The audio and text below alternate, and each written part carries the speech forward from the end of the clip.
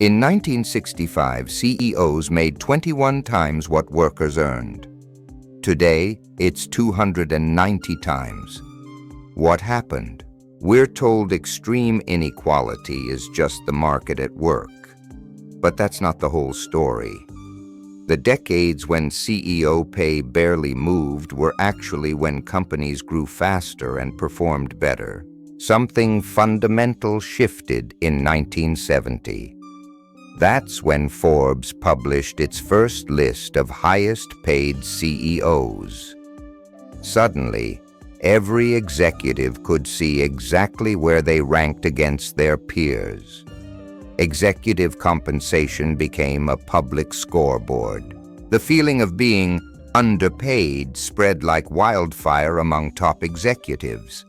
Compensation consultants emerged, creating a new race, not to lead better, but to be paid more. When the SEC later made all executive salaries visible online, the spiral accelerated even faster. Executive search firms made it worse. They earned bigger fees placing outside candidates than promoting internal talent.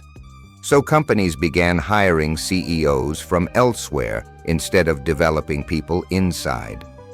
Last year, nearly half of new CEOs at major companies came from outside. Think about that.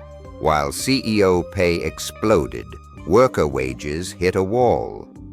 Since the late 1970s, average worker compensation has risen just 4.5% after inflation.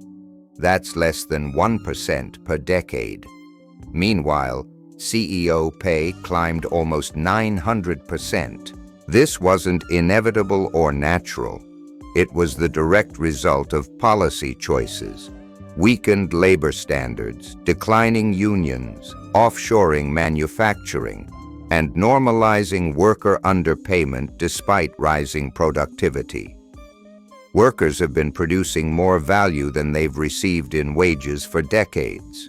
The impact goes beyond paychecks. Massive pay gaps erode organizational trust. They destroy loyalty. They tell employees their contribution matters less every year. For most Americans who depend entirely on wages, stagnation means broken promises that hard work leads somewhere. But here's the revelation. If this situation was created by deliberate choices, it can be fixed by different ones.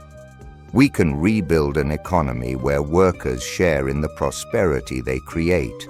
We need policies that strengthen labor rights, restore meaningful minimum wages, and value internal talent development.